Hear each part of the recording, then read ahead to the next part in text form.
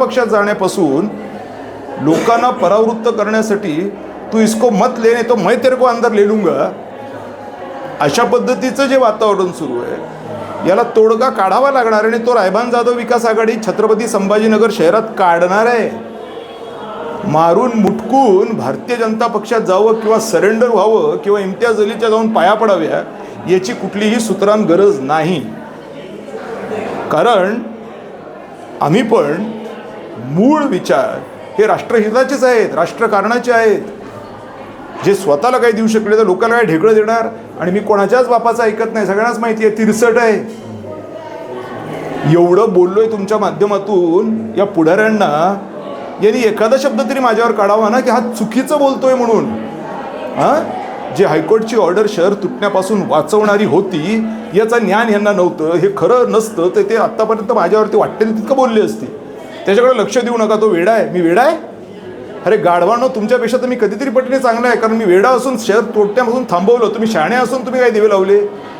स्वतःला तुम्ही आमदार फंड नाही देऊ शकत असे तुम्ही मुख्यमंत्री आणि उपमुख्यमंत्री आहात रे.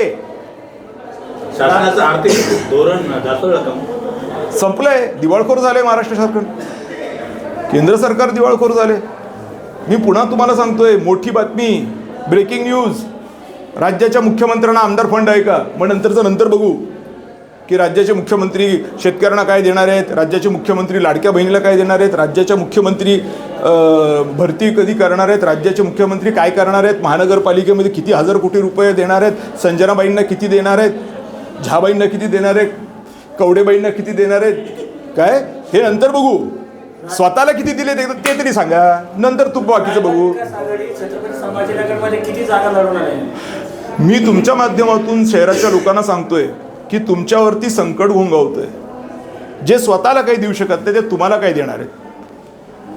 आणि जर सत्ता ह्यांच्या ताब्यात गेली, हे जे काही आहेत, तर एकच होणार की थांबलेलं जे आत्ता घरं तुटण्याच्या संदर्भातलं धोरण आहे ते पूर्ववत सुरू होण्याची शक्यता नाकारता येत नाही.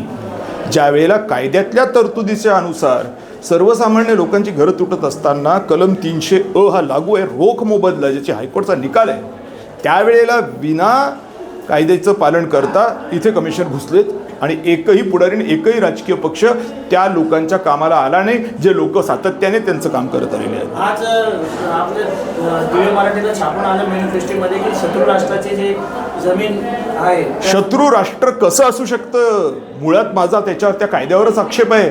आणि हा कायदा काँग्रेसच्या काळात म्हणलेला 1968 साली, आणि त्याला पुन्हा नवीन रूपांतर दिलं भारतीय जनता पक्षाने 2017 साली. हा कायदा म्हणजे काय आहे की जी माणसं पाकिस्तानात निघून गेलेली आहेत त्या माणसांची जी प्रॉपर्टी आहे ती प्रॉपर्टी त्यांच्या नातेवाईकांच्या नावावर करू नका. का? कारण का ती पाकिस्तानी झाली आहेत. म्हणजे त्यांचं म्हणणं असं आहे ही पाकिस्तानी प्रॉपर्टी आहे. मग माझा प्रश्न असा आहे की ती पाकिस्तानी प्रॉपर्टी भारतात काय करते? पण तिकडे पाकिस्तानचा झेंडा जाऊन लावायचा का? तिकडे पोलीस पळत येतील, राष्ट्रद्रोह केला म्हणतील. राष्ट्रद्रोही तो कायदा आहे, जो कायदा या राष्ट्राच्या जमिनीला पाकिस्तानी जमिनी म्हणतोय. तो कायदा मुळात राष्ट्रद्रोही आहे.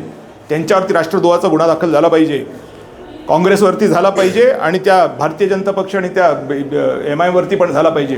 किती वेळेला हा इम्तियाज अली नारे तकबीर अल्लाहू अकबर करतो गाढव, किती वेळेला जाऊन हा पार्लमेंटमध्ये त्या एनिमी प्रॉपर्टीच्या संदर्भामध्ये बोलला आहे? मला जरा सांगा.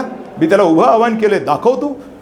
भारतीय जनता पक्षाने म्हणायचं जय श्रीराम आणि मतदान करा, यांनी म्हणायचं नारे तकबीर आणि मतदान करा. आणि काय करा तुम्ही? घ्या फॉर्च्युनर आणि आम्ही फिरवा हातगाड्या. सगळ्यांनी हातगाड्या, घाण डुक्कर, नाल्या, घाण पाणी त्याच्या बापाचं ठेवलंय का सरांच्या? अलीकडे म्हणजे तो सुटला काय एकेकाळी तुमच्याबद्दल त्यांनी हे केलं होतं. मी पुन्हा तुम्हाला मगाच्या विषयावरती घेऊन येतोय की विरोधी पक्ष स्ट्रॉंग होऊ शकतो का? कारण की यांना स्वतःला आमदार फंड देता येईना. मुख्यमंत्र्यांना, राज्याच्या स्वतः मुख्यमंत्र्यांना स्वतःला पैसे देता येत नाहीयेत. पक्ष वाढू लागले तर अशा वेळेला जनतेचा प्रक्षोभ होणं नैसर्गिक आहे. मग तो प्रक्षोभ कोणाच्या उपयोगाला येणार होता? विरोधी पक्षाच्या. पण मग विरोधी पक्षामध्ये जर एंट्रीज बंद करून टाकली, मला हा नाही चालत, मला तो नाही चालत, मला तो नाही चालत, मग कसं होणार? विरोधी पक्ष उठणार नाही. म्हणजे कोण जिंकणार? BJP. म्हणजे चित भी मेरी आणि पड भी मेरी. पण त्याला अपवाद केलाय तो मी आहे, घुसलोय. म्हणून मी त्या दिवशी तुम्हाला सांगितलं, जाधव घुस चुका है शहर के अंदर, बजा दो डंका, आ गया हूं मैं, ठीक है, खेल लेते दो दो हाथ. बीजेपी बहुत छानपणा कर रहे हैं क्या, मैं भी देखता हूं कौन बीजेपी आहे. भारतीय जनता पक्ष ना, कळतो का यांना, भारतीय जनतेचा पक्ष आहे असं त्यांचं म्हणणं आहे. तर हा भारतीय जनतेचा पक्ष आहे का? कधी हा बाबा म्हणतोय फडणवीस की हा ओबीसींचा पक्ष आहे, ठीक आहे, कधी म्हणतो हा हिंदूंचा पक्ष आहे. अरे म्हणजे ओबीसी नाही आहेत त्यांचा पक्ष कोणता? जे हिंदू नाही आहेत त्यांचा पक्ष कोणता? तुझ्या पक्षाचं नाव काय आहे? भारतीय जनता पक्ष, म्हणजे भारताच्या तमाम जनतेचा माझा पक्ष आहे. पण बोलताना तू हे बोलतोयस. बरं, तू अजून काय म्हणतोयस की आमचा ब्रँड कोण आहे? नरेंद्र मोदी. तुझा ब्रँड नरेंद्र मोदी आहे? आम्हाला नव्हतं माहिती. असे 56 नरेंद्र मोदी येऊन गेले 50 वर्षात. प्रत्येकाला वाटलं की मी डॉन आहे. इंदिरा गांधींना पण वाटत होतं मी डॉन आहे. ठोकलंय तिला तिच्या घरामध्ये. कोण डॉन नसतं, परमपिता परमेश्वर डॉन असतो. त्याची भक्ती करा, त्याला ब्रँड माना. प्रभू श्री रामाला ब्रँड माना, तो ब्रँड असू शकतो. हे असले काल आले आणि परवा गेले हे ब्रँड नाही असू शकत. सॉरी, किती पॉवरफुल असतील, आय डोंट केअर. लोकशाही शासन प्रणालीमध्ये आपण जय श्रीरामाचा घोष करतात, म्हणजे प्रत्यक्षपणे आपण बीजेपीला मदत नाही करत. तो बीजेपीच्या बापाचा राम आहे काय? त्याचा स्लोगन आहे, असं स्लोगन आहे. एक्झॅक्टली. आता तुम्ही बरोबर विचार केला. धर्म आणि धर्माचं बाजारीकरण याच्यात फरक आहे. म्हणजे जय भीम पण म्हणतात लोक, मांडतात भीमाला, मांडतात. प्रॉब्लेम आहे. नारे तकबीर अल्लाहू अकबर पण करतात आणि एनईपी प्रॉपर्टीवर बोलत नाहीत. हे मुसलमान आहेत, हे इस्लाम मानतात. यांच्या त्या टॅगलाईन्स आहेत. का आहेत?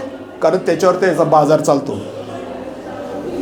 ठीक आहे, ते बाजार चालवत आहेत. ते आत्मिकतेतून नाही म्हणत आहेत. बाजार चालवणारे लोक डुप्लिकेट असतात, ट्रू कॉपी. ठीक आहे, 35,000चं पण घड्याळ मिळतं आणि त्याची ट्रू कॉपी 4,000 पण भेटती. टॅगलाईन बनवलंय धर्माचं बाजारीकरण केलंय. धर्म मानत नाही आहेत. जर धर्म मांडला असता तर प्रभू श्री रामाप्रमाणे हे रामराज्य चालवलं असतं. आहे का रामराज्य? स्वतः मुख्यमंत्री भोंगळा आहे, तो काय रामराज्य आणणार घंटा?